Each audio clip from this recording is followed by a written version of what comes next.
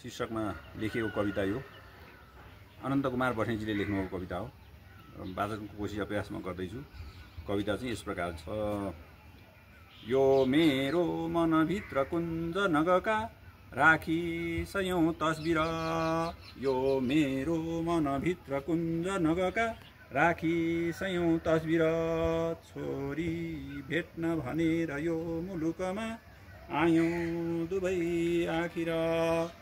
हेरौं अद्भुत यो धरा अवनीको राखेर सचाहना, एउटा जीवन क्यानडातिर पुगी घुम्दैछ इराहमा।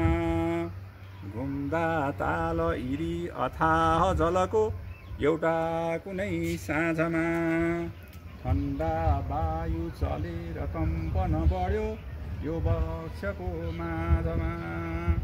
नीलो सागर झैं प्रमोहक गतिरी पियुषको ताल छ, मिठो प्रेमिल नाद झङ्कृत हुने आनन्दिनी छाल छ।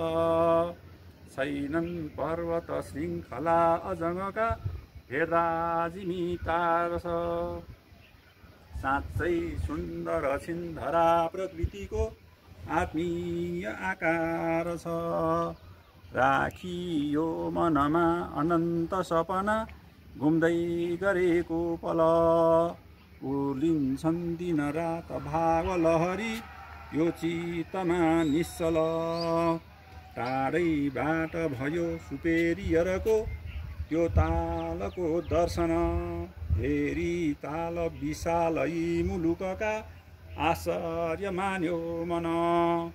मेरो देश छ अन्धकार युगमा आए उज्यालो हुने, यो नेपाल धरा समुन्नत बनोस् सद्भाव यस्तै बुने।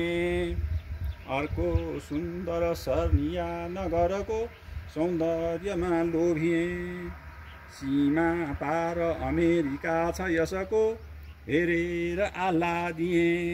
अग्ला मेपल वृक्षको तल बसी पारी सफायो मन, आभा दीप्ति बिहान साँझ र दिवा पिउँदैछ यो जीवन। निलो अम्बर रम्य यो जमिनको आलोक देख्दैछु म, यस्तै शब्द उनेर यो सफरको वृत्तान्त लेख्दैछु म। राखी स्वर्णिम सम्झना समयका उच्चा बनाई शिर, बोकी याद नयाँ नयाँ हृदयमा फर्किन्छु आफ्नै घर। बोकी याद नयाँ नयाँ हृदयमा फर्किन्छु आफ्नै घर।